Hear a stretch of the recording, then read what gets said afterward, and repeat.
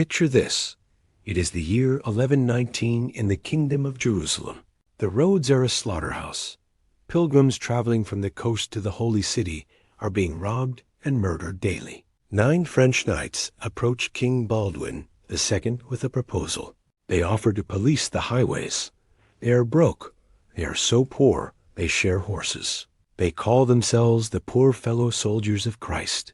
But within 40 years, this group of 9 men transforms into the richest organization in the Western world. They don't just protect pilgrims. They invent a technology that you use every single day. They didn't build an empire on war. They built it on a ledger, and their financial power became so absolute that a king of France had to burn them alive to erase his debt. To understand the modern banking system, we have to go back to the Council of Troyes in 1129. The Templars needed a business model. War is expensive. A single knight's equipment cost the equivalent of 15 years of peasant wages. So they solved a logistics problem. In the 12th century, carrying gold was a death sentence. If you wanted to travel from London to Jerusalem, you had to haul heavy bags of silver coins. Bandits knew this. The Templars created a solution, the note of hand. It worked like this. You walk into the Templar temple in London. You deposit 500 silver marks. The treasurer gives you a piece of parchment. It is coded with a cipher alphabet known only to the Templars. You travel 3,000 miles to Jerusalem. You walk into the Templar headquarters on the Temple Mount. You hand over the parchment. They decrypt it. They give you 500 silver marks, minus a transaction fee. It seems simple to us, but in 1150, this was like inventing teleportation. It decoupled value from physical matter. It turned money into information. Suddenly, a pilgrim could travel with nothing but a tunic and a piece of paper. The bandits were out of business. The Templars were in business, and business was booming. By 1190, the Templars are no longer just guards. They are the venture capitalists of the Crusades. They own a fleet of ships. They run the only secure international courier service. But their real power comes from the Pope. In 1139, Pope Innocent II issues a papal bull called Omni Datum Optima. It is the ultimate corporate cheat code.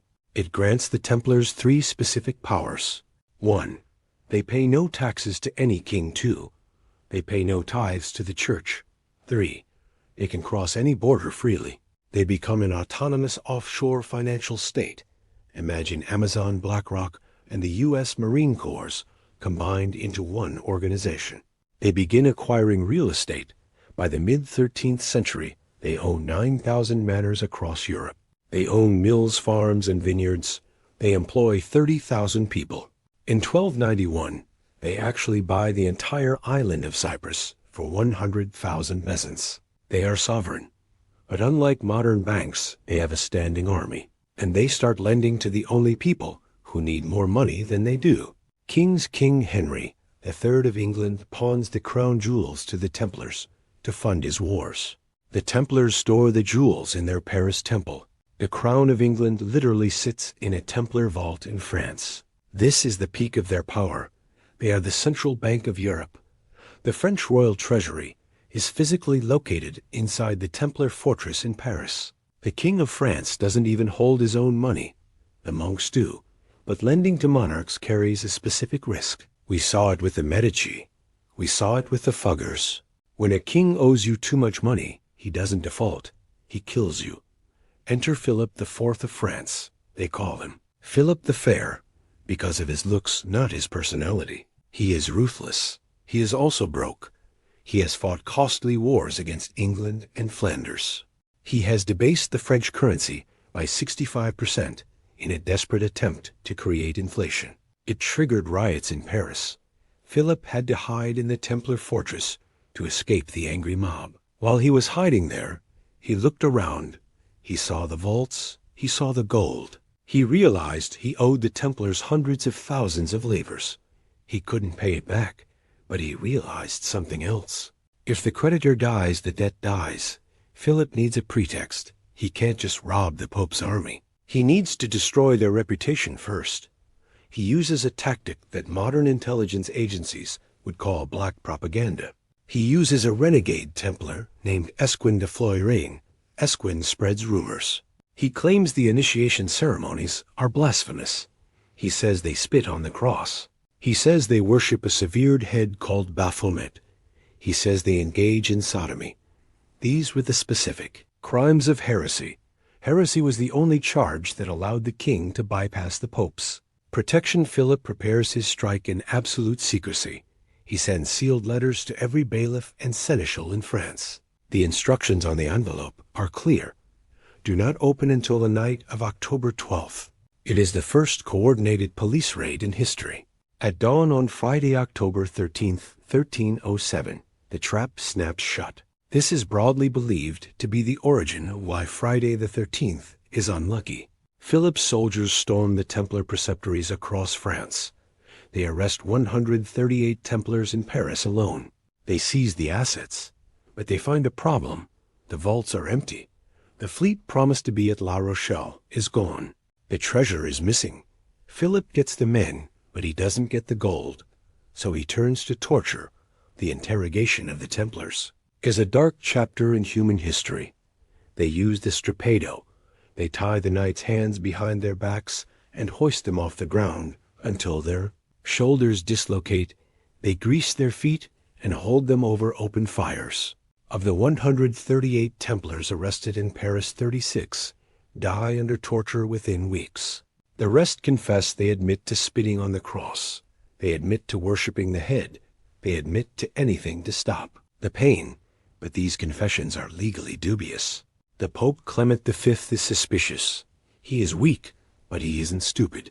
He initiates his own investigation. In 2001, a researcher in the Vatican Secret Archives found the Chinon parchment. It was a lost record of the Pope's private interrogation of the Templar leaders. The document proves the Pope absolved them of heresy. He knew they were innocent. But Philip IV held the Pope hostage politically and physically. Philip threatens to split the church if the Templars aren't condemned. The Pope folds. In 1312, he issues the bull Vox in Excelso.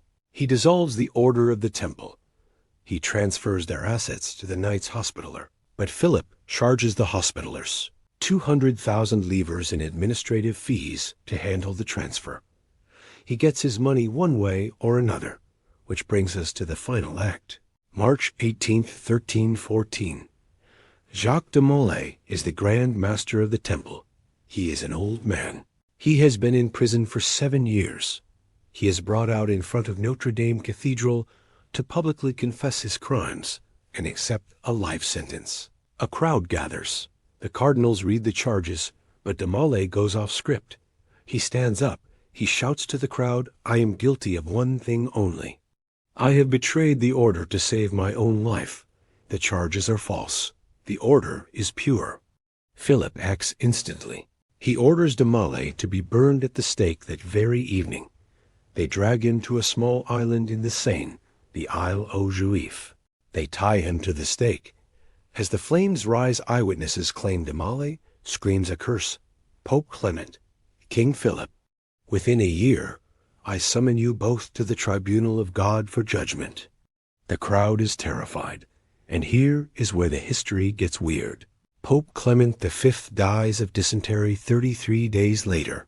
King Philip IV suffers a stroke while hunting and dies on November 29th of the same year. Both men are dead within 8 months. The Capetian dynasty of France collapses shortly after Philip's 3 sons all die without male heirs. Within 14 years, the direct line is extinct. France plunges into the 100 Years' War. The curse, it seems, was real, but the real legacy isn't the curse, it's the system.